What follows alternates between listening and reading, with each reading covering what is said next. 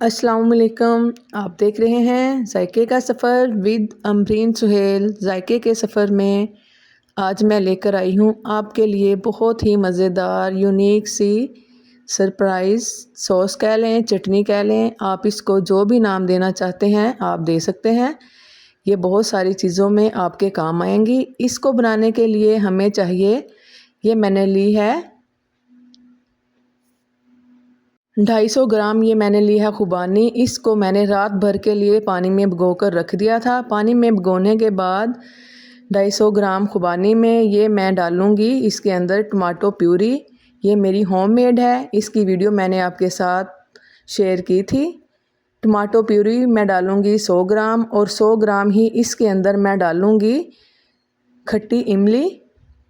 ये तीनों चीज़ों को मैं बॉयल करूँगी। ये देखें, ये भी मैंने आधा घंटा पहले भिगो दी थी और इसमें से जो एक्स्ट्रा इसके पार्ट्स हैं वो हम निकाल देंगे। और निकालने के बाद इसको भी मैं टमाटो प्यूरी खुबानी में डालकर इसको भी मैं पकने के लिए रख दूँगी। ये तीनों चीज़ें हम तकरीबन 10 मिनट तक बॉयल करेंगे।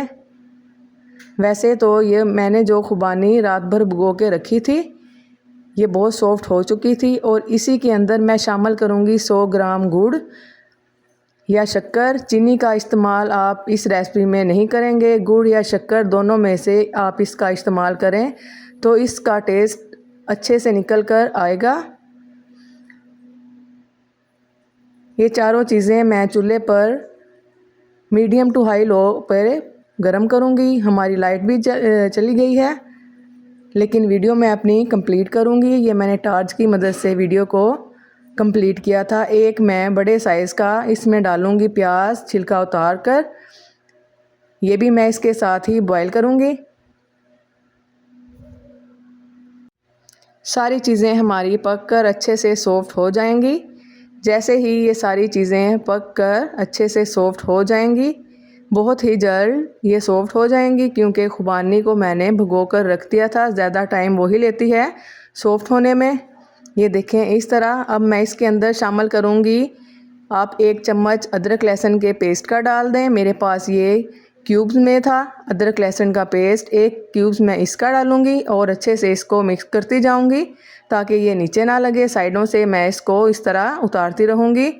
चम्मच इसमें आप लगातार चलाते रहें ताकि ये नीचे ना लगे। ये सारी चीज़ें हमारी सॉफ्ट हो चुकी थी। सॉफ्ट होने के बाद मैंने इनको किया ठंडा। ठंडा करने के बाद मैं इसको आप ब्लेंडर में डालकर मिक्स कर लें, बारीक कर लें, जो भी आपके पास मशीन हो। मकसद ये है कि हमने इसको ब्लेंड करना है अच्छे तरीके से ताकि ये प्यूरी की फॉर्म में हमारे पास आ जाए। ठंडा करके आप इसको ब्लेंड करें। ब्लेंड करने के बाद इसको हम स्टेन कर लेंगे स्टेनर की मदद से। थोड़ा मैं आपको स्टेन करके दिखा दूं, आप मलमल के कपड़े में भी इसको स्टेन कर सकते हैं। मलमल का कपड़ा लें, उसमें ये सारी प्यूरी डालें और अच्छे से इसको एक नोट लगाकर निचोड़ लें। जो इसके एक्स्ट्रा पार्टिकल हैं वो हमारे पास आ जाएंगे, उनको हम कर देंगे वेस्ट। जो हमारे पास प्यूरी बच कर आएगी उनकी हम बनाएंगे सॉस, चटनी। ये हमारी बहुत सी चीज़ों में काम आने वाली सॉस है। ये बहुत मज़ेदार बनकर रेडी होगी। ये मेरी अपनी रेसिपी है, ये मैंने किसी की फॉलो नहीं की। इसमें मैंने ये जो सारी चीज़ें डाली हैं ये मैंने अपने माइंड से ही बनाकर डाली थी। ये मैंने चटनी रेडी की थी, ये बहुत मज़े की बनी थी। मैंने सोचा क्यों ना इसकी रेसिपी मैं आपके साथ भी शेयर करूं।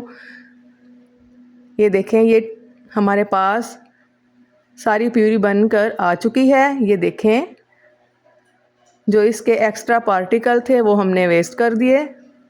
अब हम फिर दोबारा से इसको रखेंगे चूल्हे के ऊपर।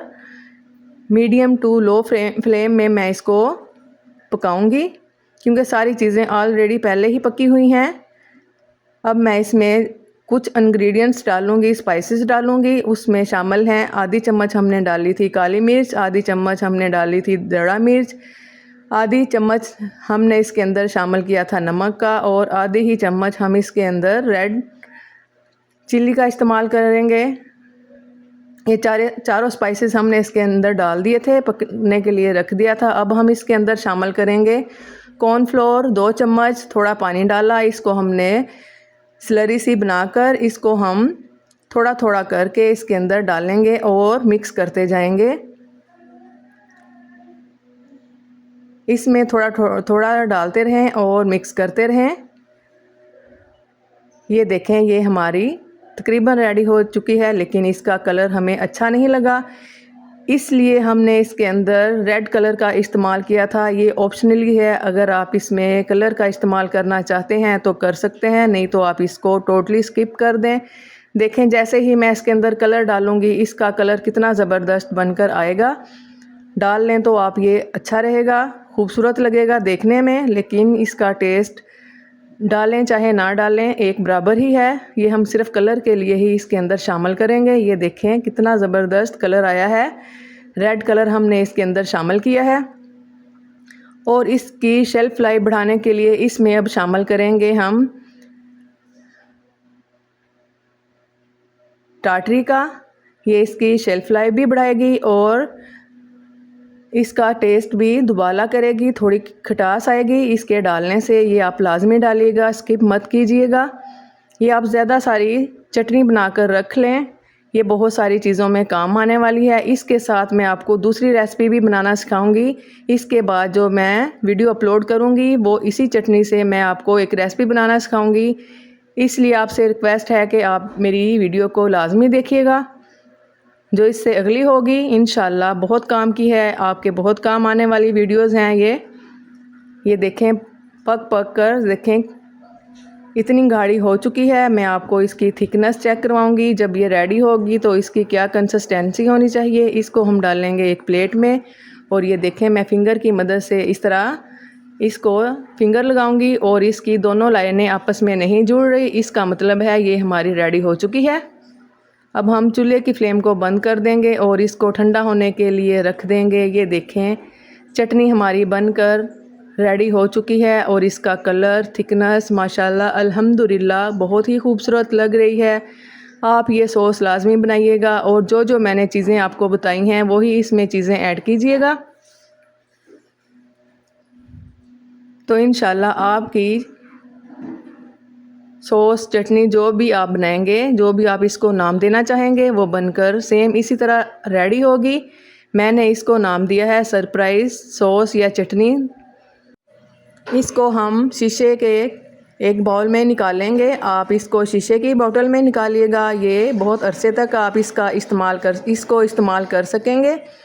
ये देखें, इसकी थिकनेस इस तरह की ही होनी चाहिए। अगर इस तरह की थिकनेस होगी तो इसकी शेल्फ लाइफ भी बढ़ेगी और आप इसको ज़्यादा अरसे तक इस्तेमाल भी कर सकेंगे। ये देखें, इसका कलर माशाल्लाह अल्हम्दुलिल्लाह बहुत ही ज़बरदस्त बनकर आया है। अगर आपको ये रेसिपी अच्छी लगी हो तो दुआओं में याद रखिएगा। अल्लाह हाफिज़।